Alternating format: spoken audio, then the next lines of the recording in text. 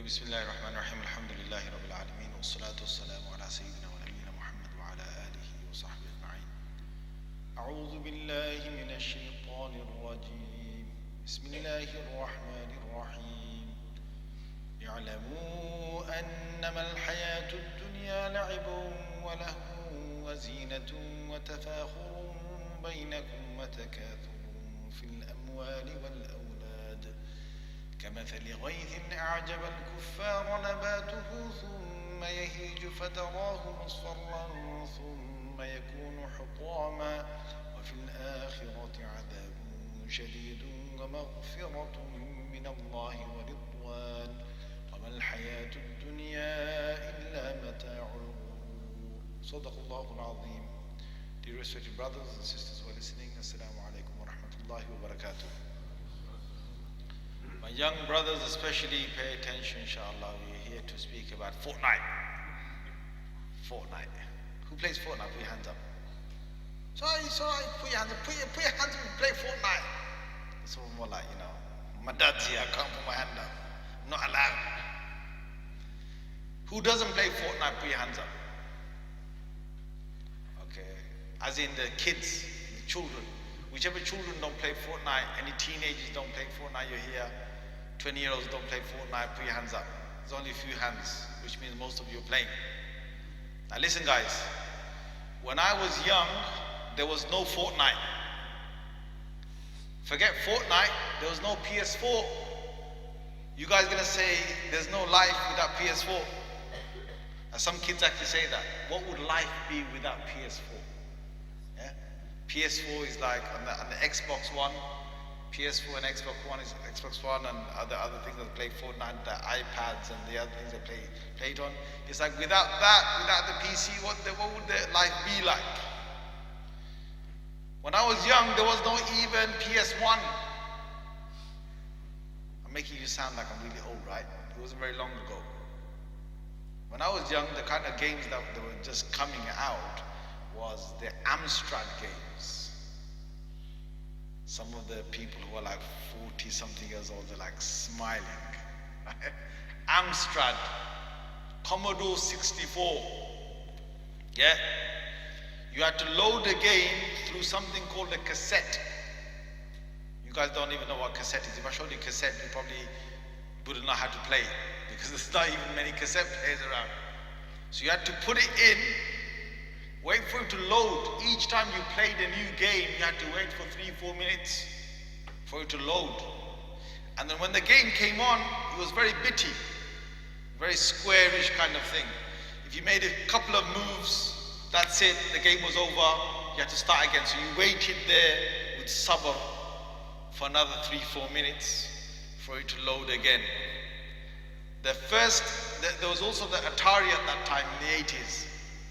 And then came out the sort of, the console games that came out, I think in the early 90s, end of the 80s, early 90s. The early console games came back with 16-bit and 32-bit and so on, and it was getting better. But those days, I think it was a lot better in many ways because, we had to grow up very fast and we had to engage with a lot of adults. The problem I'm finding with these kids that are playing Fortnite, and yesterday it was the other game, Call of Duty, 10 years ago, right? 10, 12 years ago, the craze was Call of Duty. That was the game that every kid was hooked onto. Now Call of Duty is like every arcade, right? Now it's like Fortnite. Whoever's playing Fortnite is like you're in, right? They've got all these talks going on in the schools of who's on what level, who's got what skin, right? What skins they've got, how much V-Bucks you got, right? Yeah, how much V-Bucks you got, and what you got, what kind of guns you got, what special guns you got. Oh my God, that's the new thing. And what's made it more crazy is the online playing, because the internet has now given birth to this online playing that you have. Before, in my days, even in the 90s, you had no online play. Even in the noughties, you had no online play. There was no such concept. You either played in the same room with the people who were there, or you just played on your own with the computer, or just simply on your own. There was no such thing as online playing. Now this online playing has revolutionized the way games are played, because they go to school and they've played with these people in this kind of, place where they ran for miles and miles and miles. Yeah, you know how the game goes, right?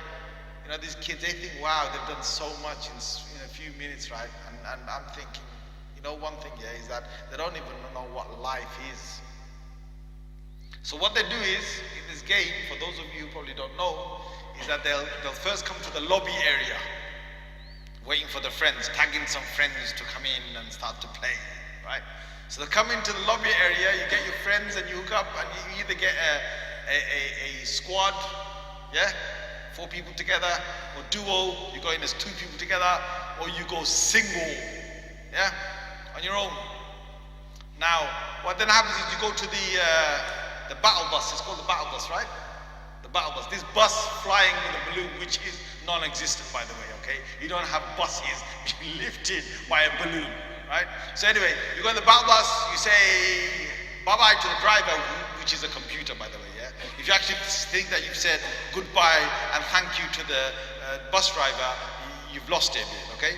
So anyway, you say bye-bye, and then you fly down and you find a little spot that you want to get, okay? And it's going to be the unique most spot you can get, because there's going to be treasure boxes that you have to go down to and get yourself some ammunition, some bullets, and whatever. You start off with a pickaxe, right? So you've got to go there and you've got to find the treasure boxes and take it out. So then they get very excited. They've got this gun, they've got that gun, they've got this thing, they've got that thing, and then, oh, it's all excitement. Because I want to shoot this one and kill this one. I want to do this to that one, do that to that one. And then they go out. Some of them die, by the way, by falling from the battle bus, right? Some of them die through a pickaxe, because someone killed them with a pickaxe, which is very shameful, by the way. And some of them will then start shooting because they've got guns. Now the idea of the game is to survive in this, to see if you can be the last man standing or the last team standing out of 100 people, right? Now they've got many other versions of the game, right? You've got, all this type, I don't know, some zombies. One of the versions got some zombies. What's that one called? What's got this called? What is it? Sorry, Save the World. Oh my God, Save the World. Where they are, oh my God, how boring it is to save the world. It's boring enough to watch them land, get so excited, and get some, pick something up, and then get shot and dead back to the lobby. It's boring to watch that, right? But it's even more boring to watch Save the World. Boring, I'm telling you, it's really boring, because they're just there killing a zombie, killing another zombie. And actually what you're doing is, you're not killing anyone, you're there. If you actually turn around from the screen and just look at you, yeah, you're not doing anything, you're just there going. That's all you're doing. Seriously, your body's not even moving. Your fingers are moving like crazy on the joystick pad, right? But if I don't look at the screen and I look at you, all you're doing is this. That's all you're doing. That's what you're doing for 2 hours or 3 hours or whatever, how many hours you play, okay? And then they've got this other one now with the 4 safes that you have to open, and what's that one? Where one of them has to take the getaway. Oh my God. It's like they turn you to some kind of robber, right? You have to get safe and take it to the place. Anyway, now, the point is this. When they are in these games here, the addictive nature of this is, and it is very addictive if you're in it. By the way, I don't play this. Some of you are like, nah, what are you talking about? You just described the whole game. No, I don't play it, okay? I've never played a single match. I've watched my son play it, but when he's played it, I've learned what goes on inside. And of course, we have limited time. I want to get to that in a little while. But let me just talk about the game here. The thing is, the addictive nature of this game is the fact that whoever's playing the game is giving you so much stimuli, so much going on, because you're in this world where you choose where you want to land, okay? When you get there, there are certain houses and other things where you land and you then break roofs and whatever, whatnot, and get treasure boxes and so on. But it's the whole nature of you finding a world that you can relate to. Like you're actually moving in real time with all these other 99 players where you're running, you're focusing, you're hiding, you're ambushing, you're setting traps. And it's so exciting to be in this virtual world for hours and hours locked in to see what you can actually achieve and who you kill and so on, okay? The good thing on the side I'm going to say is I like the fact that there's no bloodshed or whatever. It's just simply when you kill someone, they just disappear from the game, yeah? But what's actually happening is the kids that are playing this, or I can say adults are also in this, okay? What's happening is as they're playing, the nature of all of these games is you're getting certain chemicals that get released in your brain. That's the real thing that's happening in the real world. What's happening on the screen is a virtual world. It doesn't exist. These kids get so excited. Oh, I've got a rare skin. I've got a rare skin. You're the same person I saw yesterday. You're the same person with the same skin I saw 5 years ago, okay? You're neither more white nor black, okay? You're the same person I saw, right? But they're talking about the skins on the actual game itself, the rare skins they've got, yeah? They get so excited with the V-Bucks, so excited. And you know, the other thing is some of them are spending a lot of money on this. Some of them are spending huge amounts of money on what? On nothing. Literally, it's jack. It's lights on a screen. If you as a family member are allowing your child to spend so much money on all of this and you know, buying this, buying that, they're buying nothing. They're literally wasting money. But anyway, let's get to the addictive nature. The addictive nature is that there are certain chemicals that are released in the head. When they kill someone, when they actually make an achievement, when they start to build, you know, there's another feature of it that they build their, you know, territories, whatever. When they're doing that, what happens is they're getting this huge buzz, the same chemical that is released after taking drugs, serotonin, dopamine, and so on. The same drug that is released in the head after having real drugs is the same chemical released in the head when winning in some of these games. It doesn't have to be Fortnite, it could be anything, even on a pad and so on. When you're actually scoring and when you're making points and so on, when you're moving ahead, when it's like a victory for you, the same chemicals are getting released. Now they're not getting released in the same amount as real drugs, but they're getting released in small amounts. And this releases energy in the body and it gives a sense of happiness. The problem starts when they have to switch back to the real world. That's where the problem is. Now I'm going to tell you, all of you parents, if you've got, whether it's Fortnite or whether it's any other game that you've got virtual game in the house and you've allowed your kids to do that, you better have a timetable in your house. If your child, and I know there's a lot of children here, sitting here, if your child starts to play for hours and hours, and you're thinking, well, it's only an innocent game and that's all it is, they could ruin their lives through these games.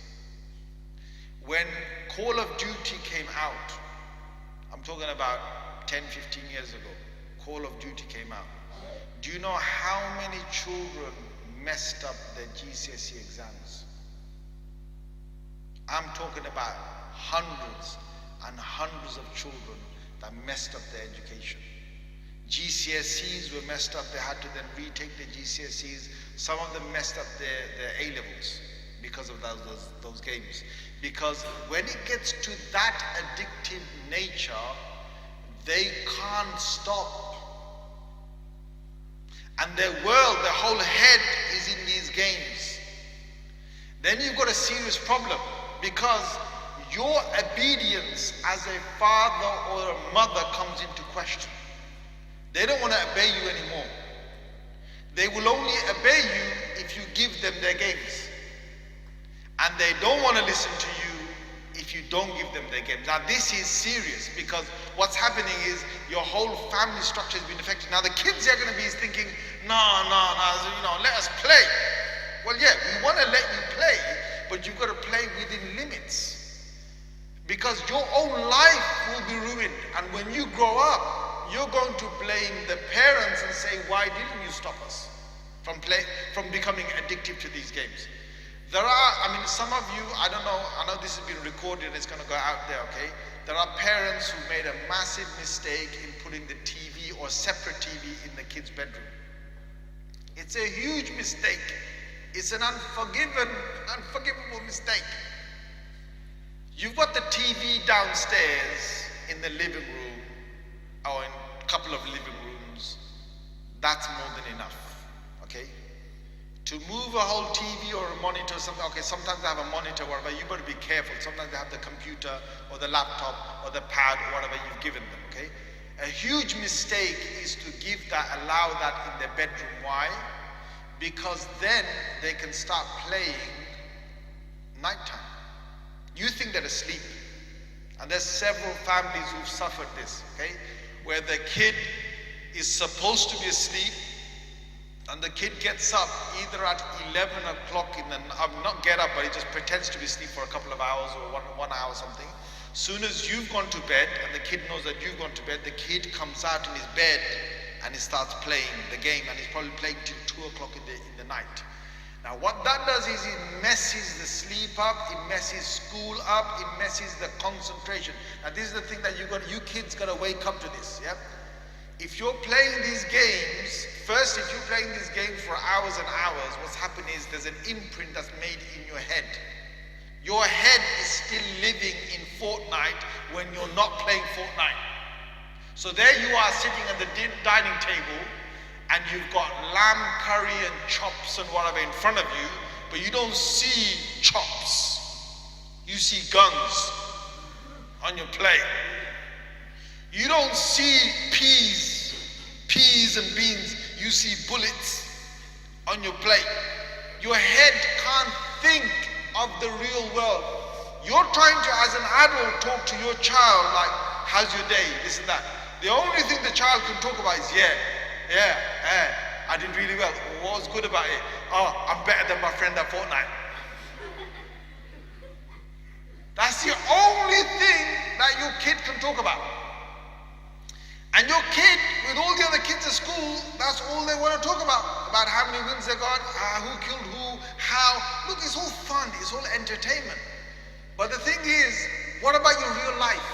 Can you actually focus on studies and get a book, read it for 45 minutes and actually concentrate properly?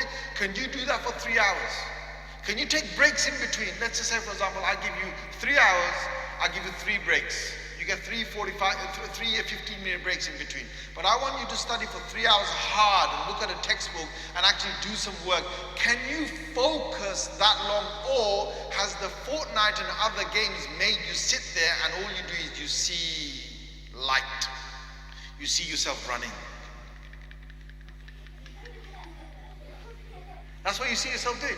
I'm serious. This is what kids see. They've got a book or they're in classroom, and what they see is, man, I've got to get that gun. I've got to get that gun. I've got a pickaxe. What am I going to do with pickaxe? I've got to get a gun. I've got to get it. What kind of gun? I've got to get the best gun, the best gun, the best gun. You don't even know what a gun is. Seriously, you don't know what a gun is. Name me a good rifle or a machine gun in Fortnite. One of you name me. What is it? Beginning with M. M something. A gun named M something in Fortnite. No, M something one. M SNG, right? Is it SMG? Oh, easy, man. So somebody else tell me some gun named with M something. Not an M16, but M something else. Huh? No, all of you forgot. Yeah, you don't want to mention it. I took my family to Jerusalem, to Palestine, right? And you know, over there you've got the soldiers that are standing, okay? The Israeli soldiers standing, and they've got real guns in their hands, okay? Now the soldiers standing in certain checkpoints, You know, as a Muslim, first is, okay, we want to go to Jerusalem, we're just there to see the holy site, okay, and we're going to come back. But if you're dressed like this, and dressed like this, and you've got a son next to you, with a hat on his head, and he says, Dad, that's an M30 something. That's, you know, he's looking at the Israeli soldiers, guys, that's an M something, yeah? You know what I say, like, be quiet. He goes, what's my, that's an M. Like, shh. Because the thing is, you don't even know what a gun is. You don't know what a real gun is.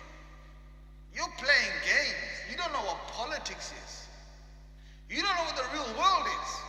Now, for those of you who are thinking, well, why do I tell you to be quiet? It's because a Muslim boy talking, you know, mentioning the name of a gun loudly in a political situation like Jerusalem could end up in serious trouble. Not because we're doing anything wrong. No, we're not doing it wrong. But the fact that the authorities might think that, why is he mentioning a gun? Why is he mentioning my gun thing? That means he's probably got something, right? You understand? Political situation could change. I mean, the adults will understand this. You kids haven't got a clue about what life is. Yet your heads are spinning with this game. Like, I'll give you a thing, right? To tell children, like, tell any of these guys, sleep on the floor. Sleep on the floor. And sleep for one night on the floor. Some of them is really hard to do that. Go and use a toilet that is not that clean, whatever. It's going to be very difficult for them to do that. You know, in Fortnite, you play sometimes for so long, you don't even go to the toilet in Fortnite. Do you know these soldiers that are actually in the real world who have to go out there, they can't do the things that are in Fortnite. You can't do those things in Fortnite. You can't pickaxe, okay? You can't break loads of wood and have like loads of wood in your backpack and you can build straight away. You can't do that. You can't have bricks carrying bricks and carrying metal and you build when you want. You can't do that. And do you know how hard it is to, let me tell you one thing, right? You relate to me, the adults will relate to me. You go shopping with them and you have a bag of shopping and you give it to them. It's like, it's too heavy, You can't carry shopping bags and you think you're like carrying like 360 wood, 472 metal pieces and 200 bricks. You crazy? That doesn't happen. And the next thing is, you know, when they're in these games and all they're doing is, you know, they're sniping, they're shooting. They don't understand what shooting really is. And in one sense, it's good, but in one sense, it really mashes them up because what is happening is these children, some of them, unfortunately, will take killing very lightly. Some of them. And some of them, even if they don't take killing lightly, what will happen is they will feel that this is a world to really enjoy. When, let's be honest with you, how many people play Call of Duty today? Go put your hands up. Who plays Call of Duty regularly? Put your hands up. There's about 3, 4, or 5. Okay, fine. Out of the Fortnite players got about a good 20, 25, 30 people here, right? And there's only about 4 people playing Call of Duty, right? Do you realize that Fortnite in 10 years' time is going to be played by only a few people? There's going to be another game out, another addictive game out, and people are going to move on. And do you realize that those people who were playing Call of Duty 10 years ago, they're not playing today, but you know one thing? Is that Call of Duty is going to become an arcade game in a few more years' time. And those people who played Call of Duty or who are playing Fortnite today, they don't understand the real world through these games. Real world is real communication with real human beings. You know the generation today that's growing up is very unfortunate. They don't even have the skills to be able to text one another properly. Their texting skills have got abbreviations. When they say you, they put the letter U. Instead of saying Y-O-U, they put the letter U. When they're saying your, they put U-R. Okay, fine, it's the little language that's going between them. But you know what they do in these text messages that they send with each other to each other? They edit them several times before they send a text message, which means that they don't have the real communication skills that you need in real time. What you need, guys, is when you come out of Fortnite world and when you come to the real world, when you grow up, you need to be able to be in a situation you can communicate with human beings in real time without making mistakes, by knowing what to actually say. Most children are not equipped with that. You know, I told you about the shopping bags. Forget that. In Fortnite, they can build all these little, monstrous kind of, monuments that they save and protect themselves in. In the real world, they can't even build a tent. They can't build a tent. In Fortnite, they will be able to run and run and run for miles and miles. In the real life, they can't get off the sofa. They can't get off the sofa. In Fortnite, they will be able to, team up, and they can talk via their microphone to other friends, and they can say, hey, do this, duck here, this and that, which is teamwork, I understand. But in real life, can 4 boys or 4 girls actually do something real together for the real world? That's to be seen yet. Very little of it that is there.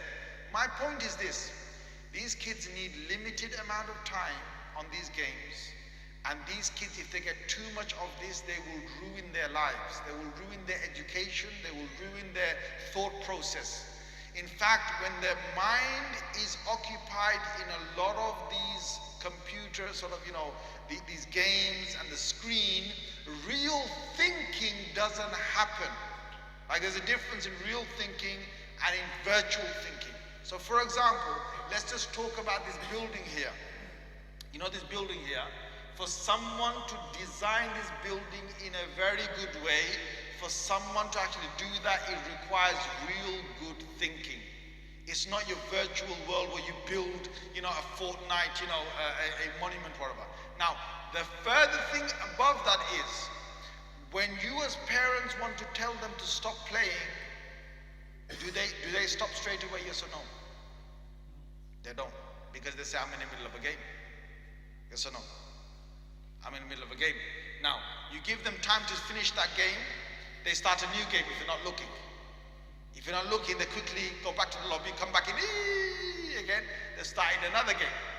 The point is, where's your obedience? As parents, you want them to listen to you. You said to them, play for 2 hours, and it comes to the end of 2 hours, and they feel like they've only played for 20 minutes, because when you're having fun, time goes really fast. But literal 2 hours have gone. Now, there's a big problem for parents to get them to stop, and when the parents make them stop, what do the kids do at home? Go on, let me hear this now. When your kids have stopped playing Fortnite at home, what do they do? After Fortnite's finished, you say switch the Xbox One or switch the PS4 off. What do your kids do? They either become zombies, they don't know what to do. They just don't know what to do. They're bored out their heads. Can any other parent tell me what else they do? They get moody, yes! Thank you. You know why they get bored? They get bored because that was so exciting. Now the real world is boring.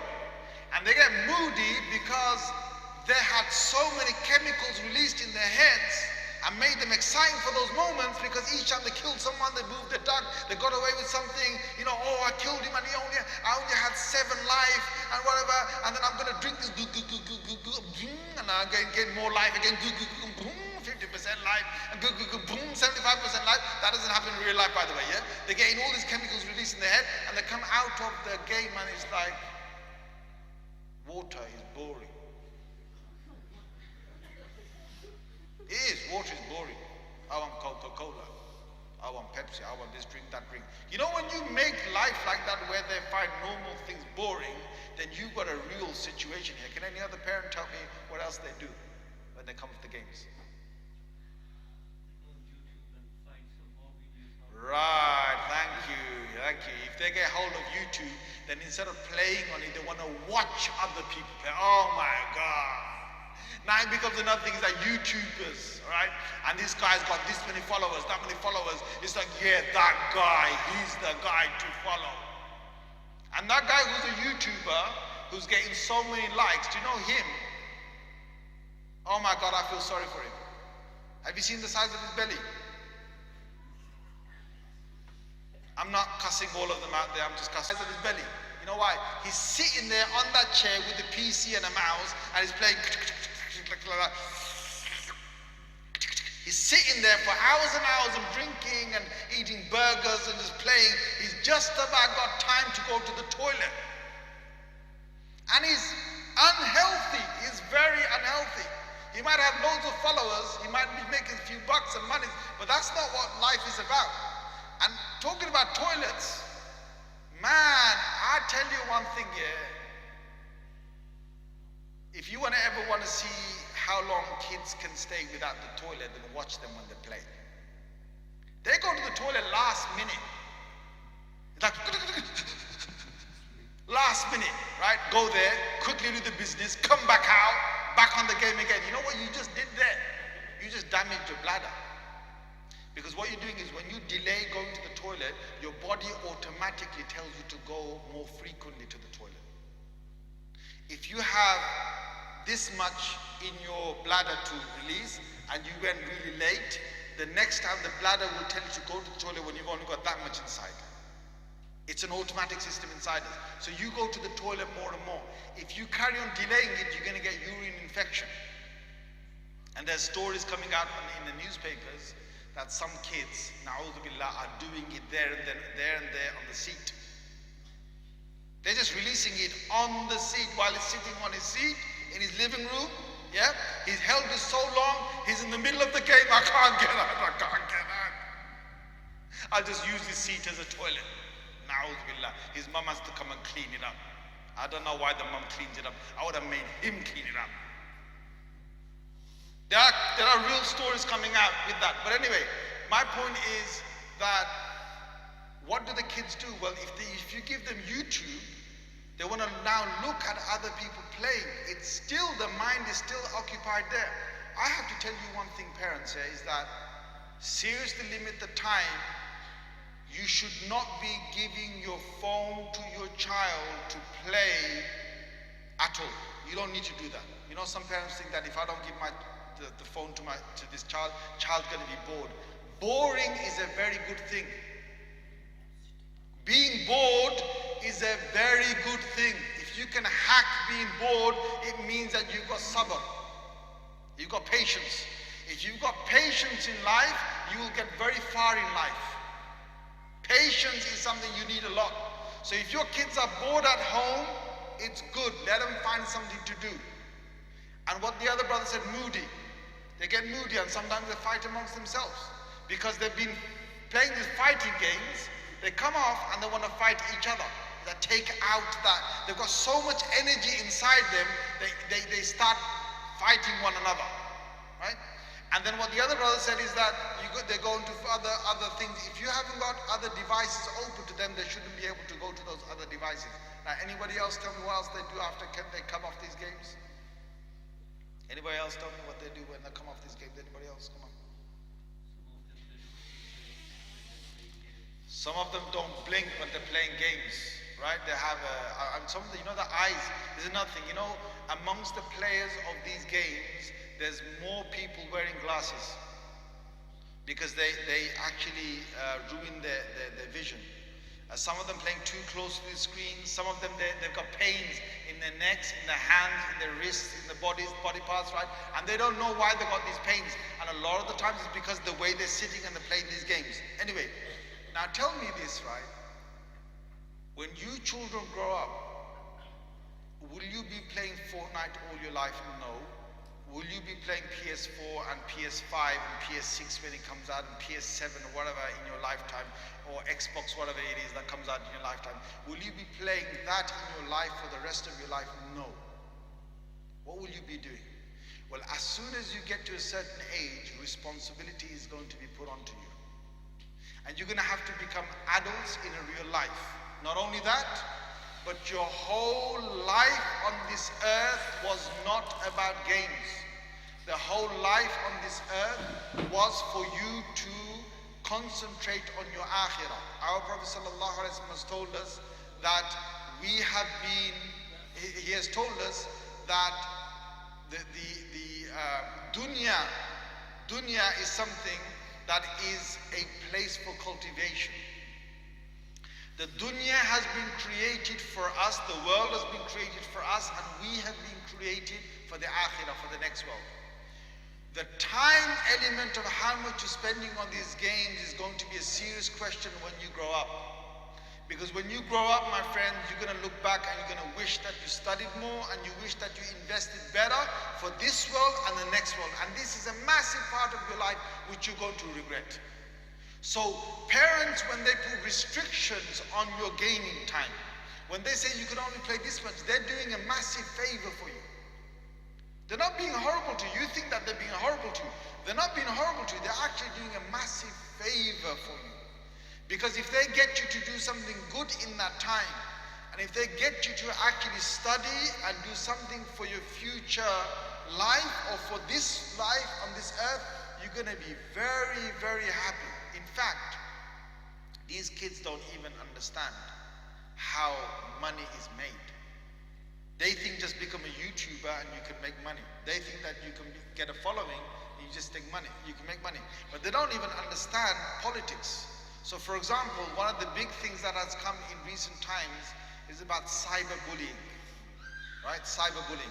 So through these games, online games, through the interactions they have with one another, through their WhatsApps and so on, 11-year-olds, 12-year-olds, 13-year-olds, 14-year-olds, they start communicating with one another, and on these social media groups, they will have, banter going on. They will have cussing, and they will have teasing and making mockery of one another going on. And what they don't understand is how to deal with this. Welcome to the real life. A lot of these kids, when they get into that, they don't know the adabs, they don't know the etiquettes of how to communicate in the first place. And when you're getting attacked by someone, how to respond. Do you know what life is about? Life is more about knowing how to behave and how to act in a situation where you've got pressure. That's what life is about. Life is not about removing every pressure out of your way and just having happiness and comfort and games and social time. That's not what life is. You ask any human being that's grown up, because you're all heading for it. Whether you're 7-year-old sitting here, 17-year-old sitting here, 14, 15, whatever your age is sitting here, you're going to have to go through life with all the pressures it comes with. And you know what some people say? Some people say that life is all about happiness, and life is acquiring happiness, and that's it. Life is about comfort. Life is about getting loads of money. Life is about acquiring loads of money, you make loads of comfort, and you sit down and you have a very good time for the rest of your life. That's not what life is. Life is, the best part of life is, as a human being, is to be prepared for your entire life of knowing how to react to every situation that comes about, and to still be a person who is content, a person who is happy with all the pressures that come on. Your akhlaq, your good character still carries on. That's what life is about. Tell me this here, these kids get bullied on WhatsApp. You know what they do? They start copying, pasting to one another. Oh, he said this, she said this, he said this, she said this. You know what they do? They run into further trouble. Because when you copy paste on social media and on WhatsApp and whatever it is, and you show other people what messages you got sent, those people can also copy paste as well. Soon they find themselves as a victim of bullying. They find themselves as a victim of bullying. Even the people who play Fortnite, some of them are not good at playing Fortnite. Let's admit it. Some of them are not good at playing Fortnite. So they play other games. When they go to school, there's bullying going on. Oh, he's not even on the charts for Fortnite. He doesn't even play Fortnite. Oh, he got killed with a pickaxe in Fortnite. He got killed with a pickaxe in Fortnite. He can't aim in Fortnite. There's going to be bullying going on now. The thing is, how do these kids prepare themselves for real life? for real communication. If they cannot take bullying, or I'm saying, when I say take, what I mean by this is, if they cannot take the pressure of what this whole world brings them at the age of 13, 14, 15, what are they going to do with life when they're 24, 25, 26 and they're married and they've got pressure coming, or they've got children and pressure is coming, or they've got friends that get into serious trouble in life and they've got pressure coming? What are they going to do then? And you know, many of us parents, and nothing I have to say to you is that, I'm going to tell you this straight here, don't make life for your child too comfortable. And you kids, you're going to be very happy I said this. You might be thinking right now, why is he coming to our masjid and telling our parents not to be too kind to us? Whenever you're too kind to children, whenever you are too loving to anyone, and you go past the mark of being balanced, you will spoil them, and you will suffer, or they will suffer, or both of you will suffer. As parents, you will suffer. And I'm telling you from hundreds and hundreds of cases out there. In modern psychology, let me tell you this, okay, for you to note down. In modern psychology, there is a clear, there's a clear study that has been conducted. If your child asks you for something that is extra from the necessities that they have in life, okay? Let's say your child asks you that they want something that is extra. You know, like these games, they're extra beyond their necessities. Their necessities were clothing, food, education, and so on and so forth, okay? Having a shelter, these are the necessities. When you go beyond their necessities and you give them extra things when they ask for it, every time the child asks you for something and you give it, 8 out of 10 times you say yes to them, 2 out of 10 times you say no to them for the extra things they ask you in life. Your children will grow up to become unappreciative of the things they have in life. They will have a lack of patience in their life, and they will actually be unhappy.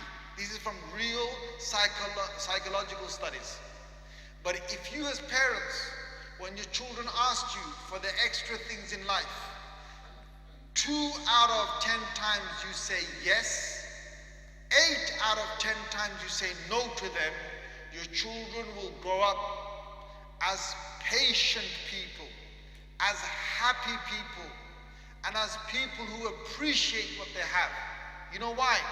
Because when they're young and they're growing up right now, and every time they demand something, 80% of the time you said yes. Oh my, you want that? Okay, I'll get it for you. Oh, you want that? Oh, better. No problem. Bismillah. I'll buy for you. No problem. I'll buy for you, right? You give him, you give him, you give him. You know what they think? They think this is life. You get things really easily. Then they don't appreciate things. Next thing is, because they're getting it so abundantly, they actually think that, you know what? If I want it, I get it. So what? The impatience goes up. The patience goes down. And when life hits them at a certain age, when they can't get things so easily, when they have to work for themselves to get things, when they have to pay for their own bills and they know what it is, you know what? They grow up to be miserable people. They grow up, they've got a very short span of sabr, of patience, and they snap at things. They snap at people. They can't take it because they haven't got sabr inside them. All their life they've been spoiled by getting things frequently, and now they can't get what they want. I'm telling you this why? Because there's a whole generation of people now, yesterday's children, who got things very easy and who got a lot of comforts in their lives, don't know how to live a married life. They're not prepared for it. For small arguments, they want to break the whole marriage. They want divorce. For small things, they want to treat their children like rubbish from a dustbin. For small things. The patience is needed to actually mold other human beings and do their tarbiyah as well. And actually make them be molded in a good Islamic character. You need a lot of patience for this, a lot of patience. These kids are not prepared for it. Why? Because we spoiled them. I'm asking you parents not to spoil your kids. Don't spoil your kids. If you've given your child a pad, or you've given them a device, an Android device, whatever it is, where they play games on a pad, or you've given them a phone, a smartphone, please make sure that you've got the passcode to that. Please make sure they're not going on the internet whenever they want. In fact, my child right now, my oldest child, a son, is 14 years old. He has never had a smartphone ever. We've only given him a very deep, very simple phone. He can only make calls with that. He can't browse the internet or anything with that. And all his friends have got smartphones. And I say Alhamdulillah. Why? Because Alhamdulillah, my child has not got any access to fitna, to haram on the internet at a touch of a button. There are kids who are doing things behind their fathers' backs, mothers' backs, and the fathers and mothers they can't even access these phones. I'm surprised. The stats, you know what the stats are? I've done this up and down the country. I've done this in other countries as well. The amount of parents that give devices to their children and don't have any access to the passcode or the password is 75% almost. 75% to 80%. The amount of parents who keep access to those phones or devices is only 20%. That means 75% to 80% of these children can browse through haram, can get into haram, can spoil their iman, can spoil their future life. This life in this world they'll spoil their future life, and no one was there to rescue them. We're not saying as parents that we want to spy on you, no. We're saying we want to protect you for your own good. And we want to guide you so that when you're old enough to guide yourself, you can then have your own password and your passcode to yourself. Why are these kids given smartphones with their own personal passcodes on there when no adult has access to that? You know what you've done? You've just given your child away. You've bartered their iman from you. They could end up doing anything. They could end up doing anything. Now, even if you've said, okay, I'm not going to give my smartphone, whatever it is, passcode to that, have you limited the time that they are playing whatever games it is in your house? Have you limited that? Because I'll tell you one thing straight up, whatever rule you have in your house, you can have one rule and your children will be happy with that after a while. I'll tell you what the typical child does when they come home. Typical child, when they come home, straight away they switch the TV on. Or they'll switch some games on. And as soon as they come home, mom's making the rotis, okay? Dad's out. Mom's making some food, or warming some food up. Okay, the typical child is getting half an hour, whatever it is, at home on the pad or on the TV before they've even gone to the masjid, to the mosque. You know, normal people who come to the mosque, right? Who come to the masjid at the evenings. You might give your child a little bit of time to play. You know what you've done? You've now stimulated their brains with all of these activities in their heads. They're not going to be concentrated when they come to the masjid. Even if you haven't given that time, a typical child will go to the masjid and spend his couple of hours, come home, and they'll start playing, or they'll do a bit of homework, they want to play. If you allow your child to play in the evenings again, when they close their eyes at night, I can guarantee you they're going to see themselves in those games. They're going to see themselves in their games. Children have got a lack of sleep because of these games. They can't wake up for Fajr. What's fard? Tell me, what's fard? What's fard? School before Fajr or Fajr before school? What's fard? What's obligatory? And Allah has said you better turn up with this on the day of judgment. What's fard in the morning? Tell me, go on. Fajr, right? Guys, you guys pray Fajr or you don't? You ask a question. What's fard? Give me an answer in the morning. What salah is fard in the morning? Fajr. How important is it? Tell me. How important? Out of 1 to 10, 10 being the most important, 1 being the least important, what number would he give it? 10, right? Where are most of our kids that play these games in the morning, who are teenagers, who are baligh, who've turned to adulthood, who are now responsible for the akhirah, who are teenagers? Where are they for Fajr early in the morning? Tell me. Where are they? In bed. Where are they? In bed. They're snoring, all right? And they're letting other stuff out as well early in the morning. Like as in they're busy in bed in dreamland. These kids, to get them awake for Fajr is a real mission. And that is the most important part of their day early in the morning. They should have started with Fajr. So one thing in your household is you should have early sleep. Early sleep. Kids as well as adults should also go to sleep. After Isha you should be asleep.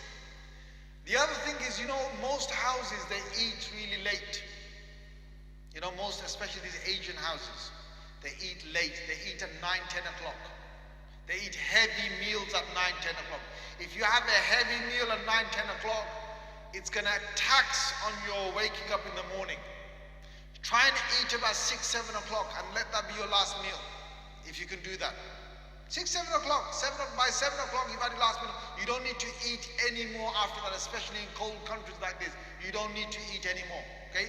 There doesn't have to be any games Monday to Friday. Just have maktab, or if they go to masjid, or homework, or tuition, whatever it is. And if they've got spare time, give them other games in the house to play with.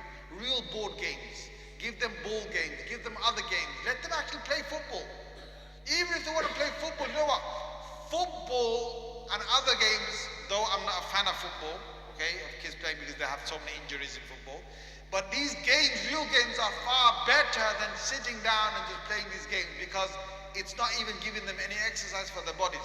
Now, when it comes to the weekends, have your timetable of whatever tuitions and other things, family time, shopping time, whatever you want them to do, let them do it, and then comes in between somewhere limited time on these devices. These kids need to know regularly they need to clean their houses. They need to do their beds. They need to tidy their clothes. They need to keep their rooms tidy. They need to make sure that they actually get out of bed, right? Wash their face, brush their teeth, done their prayers and so on. It needs to be a regular thing. They do Quran every single day. That needs to be in their system. And if you think, oh my God, I can't make my child do that. No. He's not going to accept it. He's not going to do it. That's because of you. If you make a routine in your house that the kids have to do this, they'll do it. If you make a routine in your house that this is the timetable from Monday to Friday, we don't have any electronic games at all. The only time you go onto the Wi-Fi or internet is because you've got homework. Otherwise, you don't go onto it at all. You know what? Your kids will accept it. Your kids will accept it. And the limited time you give them on games, you give them that limited time, and then after that, what you do is have the rest of the time for other things that you need them to do. Like I said to you, ironing their clothes. Why aren't these kids ironing their clothes? Why aren't they making their own breakfast? Why don't they know how to make, how to cook? Why not? At a certain age, they need to know how to cook. Why aren't these kids regularly vacuum cleaning the house? Why not? Boys and girls, why not? If you make a system in your house where they have to do it, they'll do it. Otherwise, you as a parent, at the age of 17, your kid is 17, he comes to the table like, You as a parent will be getting the food on the plate, warming it for him in the microwave, making sure it's the right temperature, coochie baby, and then taking it out and put it in front of him, and then when he looks at it, he says, I don't want to eat that. I don't want to eat that. I don't like that. I don't eat any vegetables. Stuff the vegetables in him from an early age. Like vegetables, fruits, okay? These are your life. You need vegetables, you need fruits for your life. If you make the kids eat vegetable fruit from a young age, alhamdulillah, they'll love it for life. If you don't give it to them, if you say, oh, you don't want to eat that, I'll give you something else. Oh, you don't want to eat that? No problem. No problem, kiddo. No problem. You're creating a monster. And then parents come to imams, okay, and guess what they say to us? The parents come to us when it's too late. I've had several people come to me like this. Just the other day, just recently I had someone come to me. This weekend, somebody came to me and said what? They said, my child plays on these games too much, I can't stop him, what can I do? How many hours does he play? Oh, he plays 5 to 6 hours a day. 5 to 6 or 4 to 5 hours a day, right? And the parent has no ability to stop him playing. So what do they want us to do? Give a tawiz? Like, blow and make everything go okay. Take the jinn out of him. There's no jinn in it. The only jinn is the jinn that you put in it. All these hours that he played, all this time, all these years that he got addicted, you never stopped him, you gave him more and more, you spoiled him, you wanted this game, you gave this game, you wanted more time, you gave him more time, and slowly they get so addicted. You know what? They become your parents. They tell you what to do. You don't want to admit this. They tell you what to do. They tell you when they're going to eat. They tell you when they're hungry. They tell you when they're not hungry. They tell you when they're going to come off that game, and they tell you when they're going to play the game. And if you don't give little Sonny his game, he's not going to do your homework.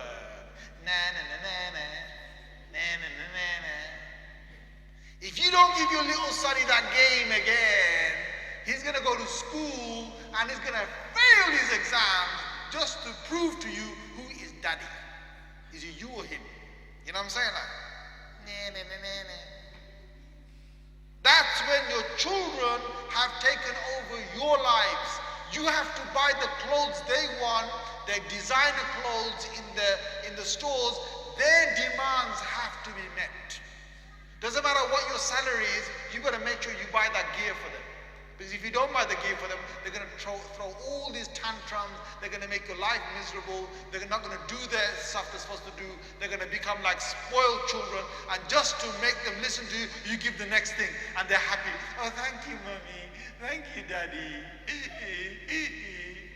Happy for 2 days. Happy for 3 days. 3 days. Son, I'm going to give you this game, but Papa is saying to you, will you do all your salahs? Oh yes. Fajr, Zuhr, Asr, Maghrib, Isha, all complete, no problem. For 3 days they'll do the salah. After that, 4th day, 5th day, back to normal again. The way to do the tarbiyah and the way to actually make them get the mold is you stay in control. And all you children, listen to me. You might be saying, well, you know what?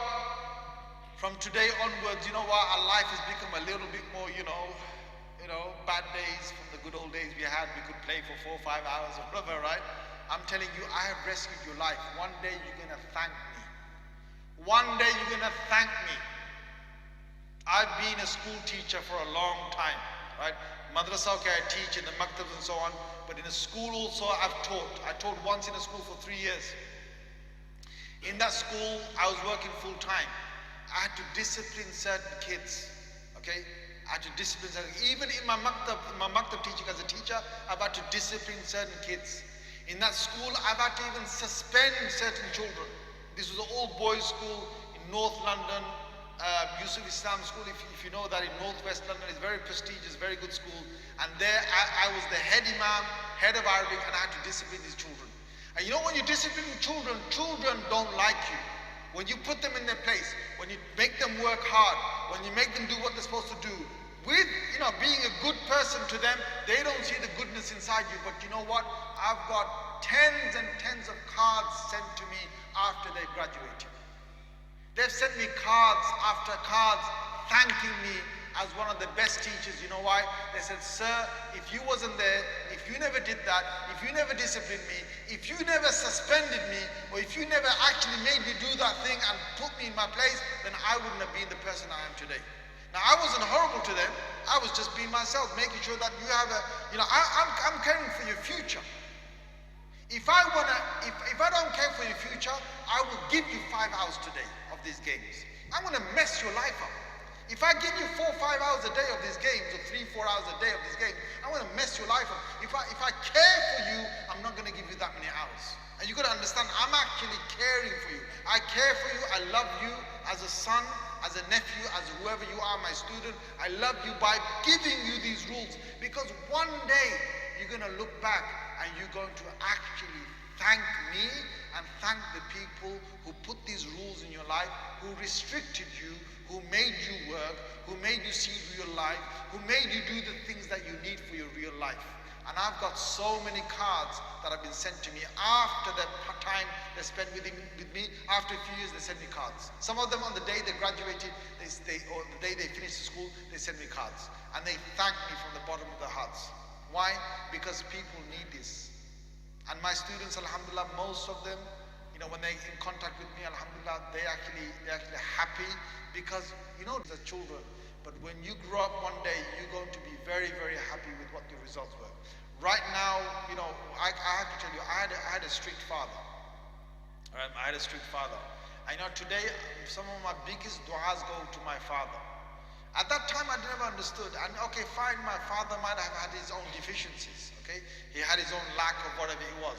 At that time, I couldn't understand. But today, some of my biggest du'as are for my father, because if it wasn't for my father, I wouldn't be who I am today. Right? And you got to understand, kids, that when you grow up with the discipline you've got, you will understand that you will be better people. Better people. I remember my mother, when I was young, I was like 7 or 8 years old. My mother used to grab me and sit me down and teach me Bangla. Right? Now I'm a British kid. I was born in England. Like most of you here, sitting here. Born in England. And I'm thinking, why am I learning this language for? And she used to say, no. She used to say, son, sit with me. Rahimahullah, may Allah have mercy on her soul. She's passed away now. Son, sit with me, learn this. One day you'll understand the value of this. Today, I regularly go to Bangladesh and come. And I'm well versed with all those people over there. I can read Bangla, I can write Bangla. And what was that? Because of my mother making me sit down at a young age and made me learn. And I took the lessons from her, and I hated it that time, but I know the value of it today.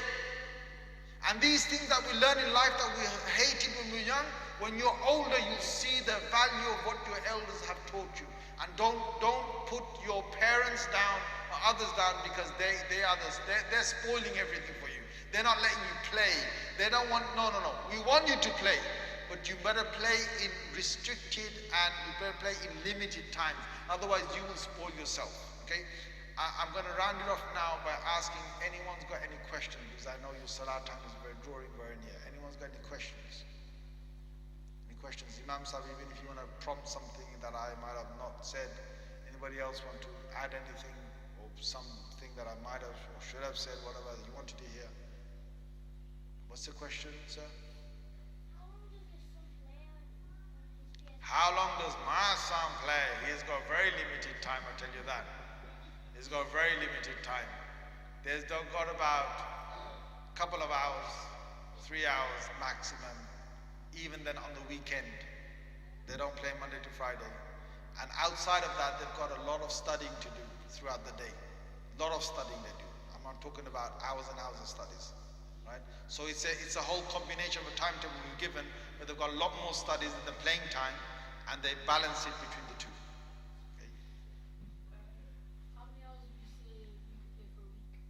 For a week, it depends on your parents. I'm not going to give you no hours. That depends. No, that what would depend. Is a good question. If I told you how many cups would it take to fill up a whole pool? Imagine this was a swimming pool, this hole, yeah? How many cups, how many glasses would it take to fill up this swimming pool here? How many would you say? How many? What's your answer? 5,000, yeah? That's a wrong answer. That's a wrong answer. Any kid give me the right answer? Any kid give me the right answer? Any kid give me the right answer? No? 20,000 say. That's the wrong answer. Any kid give me, what is it? Oh, subhanallah ji. You got a genius amongst yourself. I like that. This kid is good. Do you play Fortnite? He doesn't. My point proven. He's the genius amongst us. Right? It depends on the size of the cup. If your cup, imagine you had a cup that is half the size of this hole. You only need 2 cups to fill it up. If it was size of this hole, you only need 1 cup. If it's quarter of this hole, you need 4 cups. Right? Depends on the size of the cup. Right? So when you ask me the question, how much do we need to play in a week? It depends on what your parents say. Your parents could say to you that they don't want to have a TV in your house. That's their prerogative. That's fine. If your parents say they don't want to have any PS4s or any Xbox in the house, alhamdulillah, that's fine. That's their problem. That's fine. You get 0 hours. If your parents say that they're going to have your home, but they're going to give you 2 hours a week, that's up to them. Fine. 3 hours a week, whatever it is, that's up to them. If another parent says they want to give you 6 hours a week, that's up to them. What I'm trying to say is that balance everything else, teach children skills of life, make sure that the gaming is not taking over their life, make sure there's no addiction, make sure that they're actually prepared for the future of their life, make sure they're not spoiling any of their exams, their studies, the future of what they could become, they're not spoiling any of that. As long as the parents balance all of that, they can choose what limited time they want to give to the children. And every house will differ. So this is another argument that starts. It's like, oh, my cousins are playing this many hours, why can't I play this many hours? Subhanallah. Well, your cousins don't have as much pocket money as you get pocket money. So why don't everything become equal? No, you don't look at it one way. You don't look at it two ways. You've got to look at it one way. Any cousin's house, any relative's house, any other house that does whatever is their house. That's their rules. My house does not have to be matched according to another cousin's house, another relative's house. And don't fall for that trap that you're going to have to match it with whatever else somebody else is doing. No, you don't have to. If you don't even want to have a TV in your house, that's completely fine. That's your thing. That make sure you manage it. However you manage it. That's up to you. But as parents, you have your rules. You explain. And the other thing I want to tell you is this, before we finish. It's really important. You've got to explain to your children why these things are there. Like today's talk I did, I explained a lot of things to you for both parents and for both children.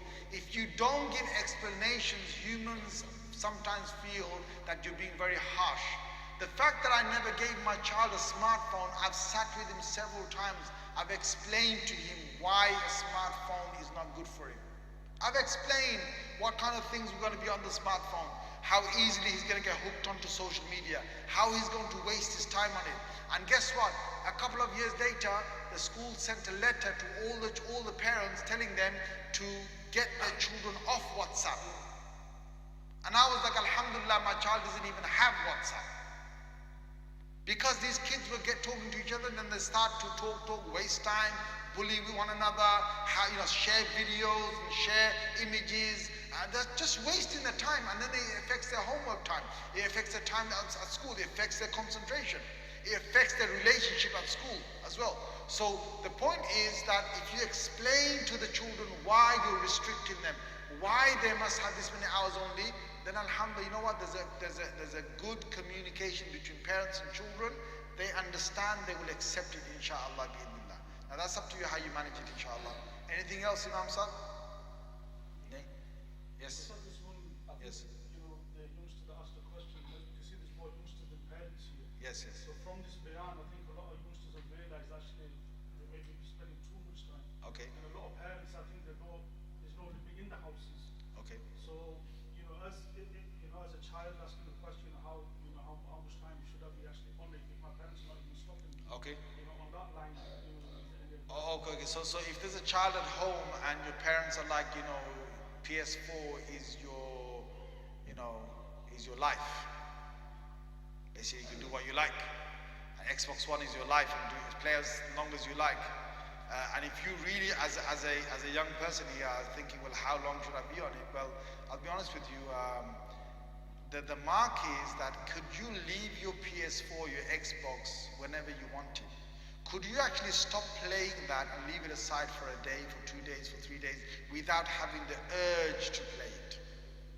If yes, then you're not addicted. If no, then you're addicted. Most kids, without knowing it, are addicted to these devices.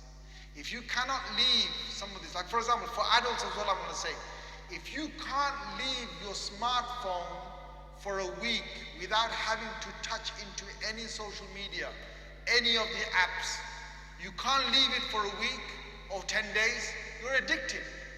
Even as an adult, you're addicted. One of the best times of the year for me is i'tikaf. For 10 days, leave it and feel happy that you left it. Sometimes I go abroad, I don't have any download bites or whatever they call it, okay? So what is, I go abroad and I have everything switched off, and I'm there for days, and sometimes for weeks, or a couple of weeks, and there's no internet connection, and I'm fine, right? That's one of the signs that you're not addicted to these devices. If you feel the desire that I better play it, or I have to play it, or want to play it, I must play it, then you're addicted. So ask yourself that question, and for you children, just a couple of hours here and there should be more than enough if you're on those games, okay? The main thing, as I said to you in the talk, is that you need to make sure that your life is not spoiled in this world and in the next world because of this, especially in the next world.